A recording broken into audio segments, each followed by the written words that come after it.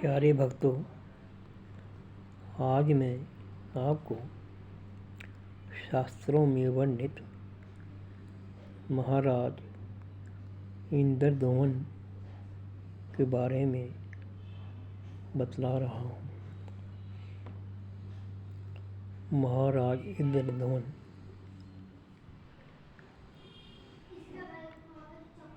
प्रभु के श्रेष्ठ भक्तों में शामिल हैं। उन्होंने अनेक यज्ञ किए थे। उनके शासनकाल में प्रजा अत्यंत सुखी थी। शास्त्रों में तो यहाँ तक वर्णन आया है कि प्रभु के दर्शन सर्वप्रथम जिसके हुए वह इंद्रद्युम्न ही था। इंद्र को उनकी भक्ति देखकर यह शंका हो गई कि यह कहीं इंद्रलोक पर शासन न कर ले। लेकिन इंद्रद्युम्न तो इंद्रों पर विजय प्राप्त कर चुके थे। उन्हें किसी भी इच्छा की आवश्यकता ही नहीं थी। एक बार अगस्त्य मुनि उनसे किसी बात पर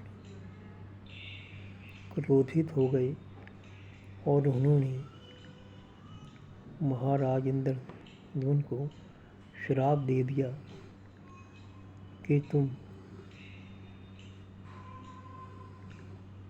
इस मनुष्य देह को छोड़कर गज बन जाओगे, यानी कि हाथी।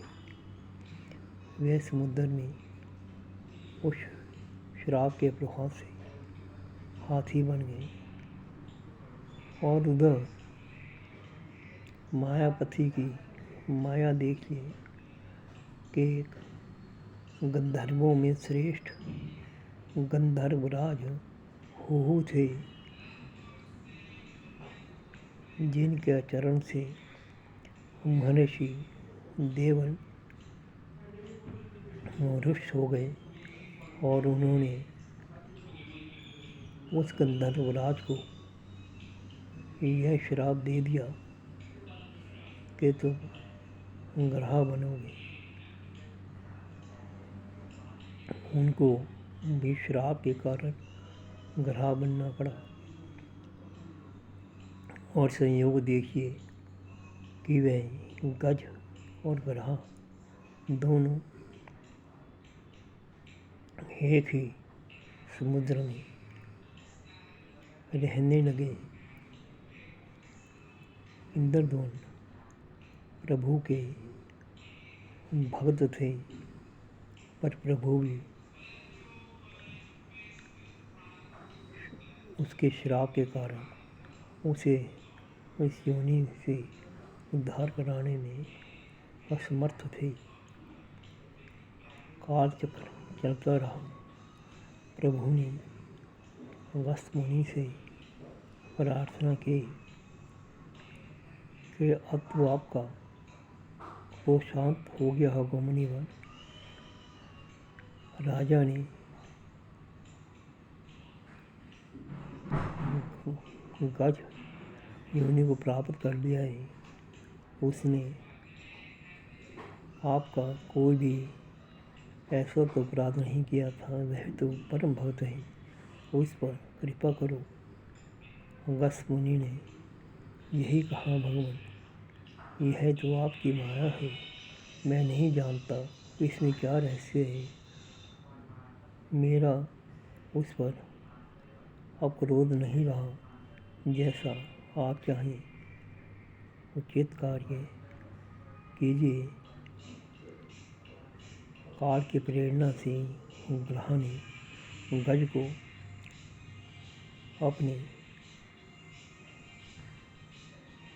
पंजों में कस लिया। गज चिल्लाने लगा। पूर्व जन्म के संस्कार से उसने विष्णु भगवान से प्रार्थना की कि हे प्रभु, मेरा उद्धार कीजिए, मुझे इस कष्ट से बचाइए। प्रभु तो दीनजान हैं, करुणा के सागर हैं। उन्होंने आकर ग्रह से गज को बंधन मुक्त कराया। ग्रह और गज दोनों ही प्रभु के दर्शन पाकर अपने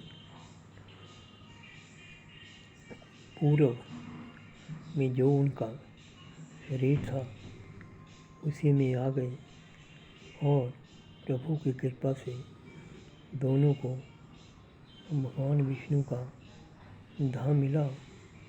शास्त्रों में गज उद्धार की कथा आती है। बार बार यही लिखा जाता है कि विष्णु ने गज का उद्धार किया। तो यही वह कथा का सारांश है। जो गज बना, जो ग्रह बना, वह विष्णु के दर्शन मात्र से वैकुंठ धाम को प्राप्त किया। जय श्री राम, देव राम, वंशज।